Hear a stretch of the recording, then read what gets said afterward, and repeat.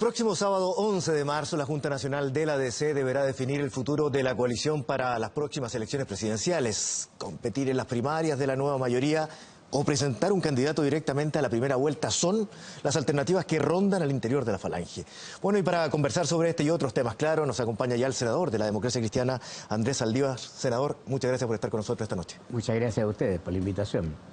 Bueno, el tema está rondando desde hace bastante tiempo al interior de la Democracia Cristiana, incluso antes de que Carolina Goich se mostrara dispuesta a asumir la candidatura de ese partido. Y hoy viene una entrevista en La Tercera donde Gutenberg Martínez defiende la idea de que la Democracia Cristiana vaya a una primera vuelta. Y dice, esta es la frase que se utilizó como titular, implica volver al espíritu del partido. Mira, yo personalmente creo que efectivamente la democracia cristiana, tal como se va desarrollando el escenario, está en la decisión y tiene que tomar la decisión de llevar un candidato o proclamar una candidatura presidencial. Y eso, ¿no es cierto?, se va a hacer seguramente el próximo 11. Y dentro de los liderazgos, ¿no es cierto?, que ha emergido con más fuerza, el de Carolina Goich, el cual yo estoy de acuerdo, que creo que... Entonces, el primer requisito yo le pido al partido, ¿no es cierto?, cuando tomemos esa decisión, que la hagamos por la unanimidad, con un total respaldo, de tal manera que no haya un fraccionamiento interno, porque necesitamos una candidatura que tenga fuerza.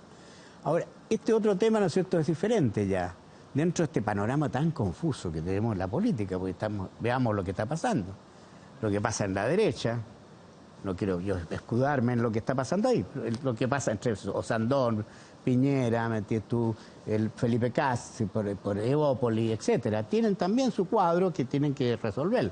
Está un poco más claro que nosotros, sí, que la nueva mayoría. Y en el caso nuestro, ¿no es cierto?, estamos con un problema bien complejo, bien difícil. Sí, porque tenemos un partido socialista que no ha resuelto todavía su forma de hacerlo y piensa hacerlo en el mes de abril, según dicen.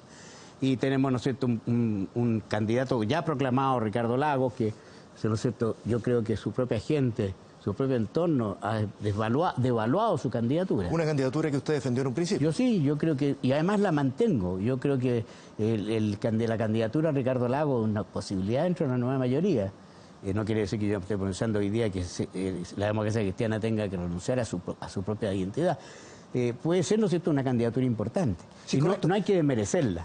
Y la otra candidatura, ¿no es cierto?, es la de Guille, que está proclamada por el Partido Radical y tiene bastante ascendiente, al parecer, también en el Partido Comunista, por lo que se ha escuchado sus dirigentes y algunos sectores del socialismo. Y tenemos, ¿no es cierto?, el caso nuestro, que nosotros tenemos la obligación en ese cuadro de plantear nuestra candidatura. Yo personalmente creo que no quiero desmerecer otros liderazgos que hay dentro de la democracia cristiana, pero creo que el liderazgo que hoy día tiene mayor proyección es el de Carolina. Sí, pero ¿a primera vuelta o en las primarias de la nueva mayoría? Ahí yo tengo mi tesis. Yo no soy partidario de pronunciarme ni por primera, ni primera vuelta, ni primaria hoy día, el 11 de marzo. ¿Por qué? Porque creo que hay que ver qué es lo que pasa de aquí al mes de mayo. Tenemos que, la propia Carolina ha dicho que su aceptación, ¿no sé, tiene un cierto condicionamiento de participación en la primaria, si se llegara a dar. Primero, que hay un acuerdo programático, pero claro, real y efectivo. Y segundo, ¿no es cierto?, un pacto electoral que le garantiza a la democracia cristiana la presencia que le corresponde. Sí, correcto. Y no ser un vagón de cola. Es que ese es precisamente el fondo de la pregunta que yo le hacía en relación a las declaraciones de Gutenberg Martínez. El espíritu del partido señalado en principio, pero también, dice él, implica volver a respetarse. Y hace alusión a la pérdida de voto político que tuvo la democracia cristiana en este gobierno de la nueva mayoría. Yo personalmente creo que lo de Gutenberg tiene un cierto sentido de lógica, en el sentido que, por supuesto, la democracia cristiana, y yo no me niego que si se toma una decisión así hay que acompañarla, quiera tomar un camino propio, a todo precio. Voy a ir a primera vuelta a todo precio y después negocio, dependiendo de los ciertos resultados de la primera vuelta.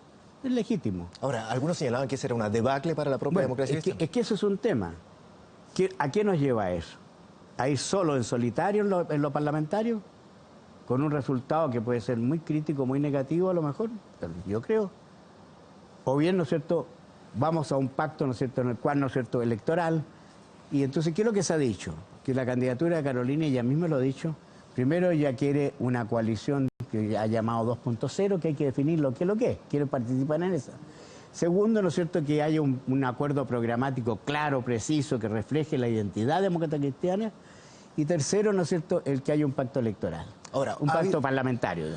Un pacto parlamentario con todos los partidos dentro de la nueva mayoría. Entonces, en ese caso, ¿qué es lo que digo? Hoy día tú no puedes decir el 11 de marzo, mire, tenemos pacto parlamentario y tenemos acuerdo programático, porque no están ninguna de las dos cosas. Entonces, si no está ninguna de las dos cosas, yo personalmente, y no porque me niegue una u otra tesis, sino que a la lógica, creo que lo que deberíamos hacer no es esto, ver en el mes de abril, una vez que haya transcurrido el tiempo y nos acerquemos al tema de la primaria, de inscripción en la primaria, que es en el mes de mayo, la primera semana de mayo, y decir en el mes de abril, mire, vamos en primera vuelta, porque no logramos acuerdo parlamentario, ni abordamos un acuerdo programático claro, o vamos, ¿no es cierto?, a una primaria porque hemos logrado el acuerdo parlamentario y hemos acordado el acuerdo programático. Y en esa Junta Nacional resolvemos, pero con los elementos ya dados. Mal podríamos resolver el 11 de marzo, esto es una opinión mía, personal. Mal podríamos si no tenemos esas dos cosas resueltas. Ahora, ¿cuál es el camino? Vamos a tener que seguir de acuerdo con la realidad que tengamos. La realidad se va a dar seguramente en el mes de año. Y además tenemos otro tema, más delicado todavía. No podemos inscribir candidatos si no tenemos 30 y tantos mil militantes inscritos para poder inscribir el 2 de julio un candidato nuestro en la primaria. Eso siempre que el partido no logre inscribirse en todas las regiones del país. Claro, y que no, ahí son 18.250. 18.000, claro. Y si no tenemos que ver a una fecha determinada. ¿La democracia cristiana está con problemas en eso? ¿Se nombra como que no? Es uno de los partidos que está dentro de los... casi, pero también tenemos un problema que todavía no está resuelto, porque no sabemos cuántas fichas se nos han sido objetadas. Dicen que alrededor del 15%. Entonces estamos en un margen. Entonces, ¿qué es lo que sucede? En ese momento, los partidos para el 2 de julio tendrían que tener 30 y tantas mil firmas. Entonces, ¿quién va a tener 30 y tantas mil firmas? ¿Las va a tener el PPD? ¿La va a tener el Partido Radical? ¿La va a tener el Partido Socialista? ¿La va a tener la Democracia Cristiana? Entonces usted está dentro de los partidarios de que se envíe por parte del gobierno una ley corta para corregir esa situación. No, yo creo que hay que cumplir lo que hemos abordado. Yo creo que no tenemos que... Lo que sí yo le pediría al CERVEL, que me lo hubiera pedido, que hubiera sido más oportuno seguramente en sus interpretaciones y lo hubiera hecho al comienzo. Pero hemos tenido, ¿no es cierto?, interpretaciones mes a mes, semana a semana. Esto, los 33.000, es una cosa que viene hace 7, 8 días atrás que está discutiéndose. Ahora, hay otro tema, ¿no es cierto?, que se produce una situación bien ilógica. En el caso nuestro, podrían exigirse unas 33.000 firmas a algunos de los partidos, acaso no hemos reunido todos los refichajes en todas las regiones.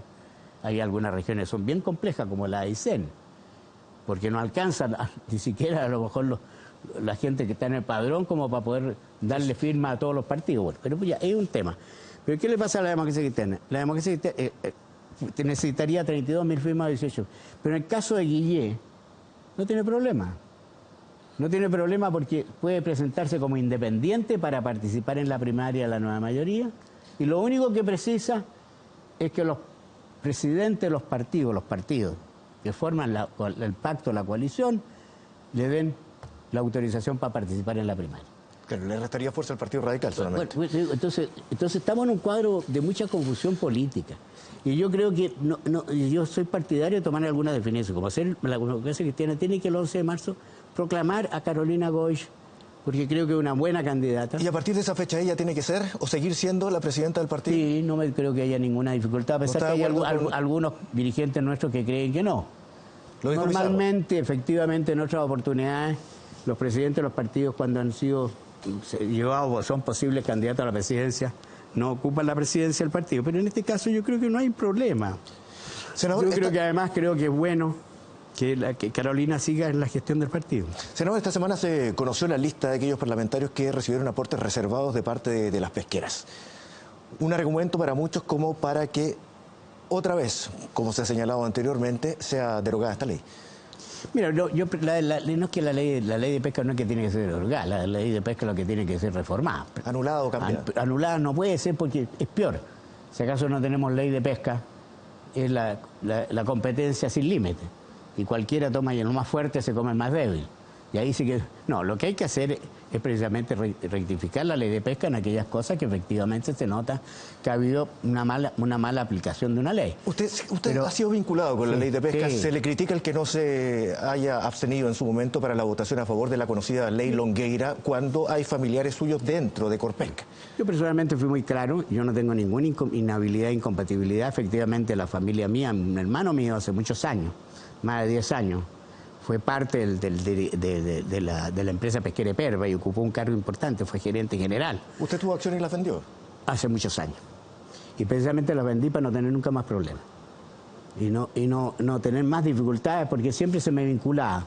Y además, ¿no es cierto?, hoy día efectivamente, dentro del mundo de la pesca, hay un sobrino mío que ocupa un cargo en un tercer nivel, que creo que es gerente comercial del grupo Corpesca.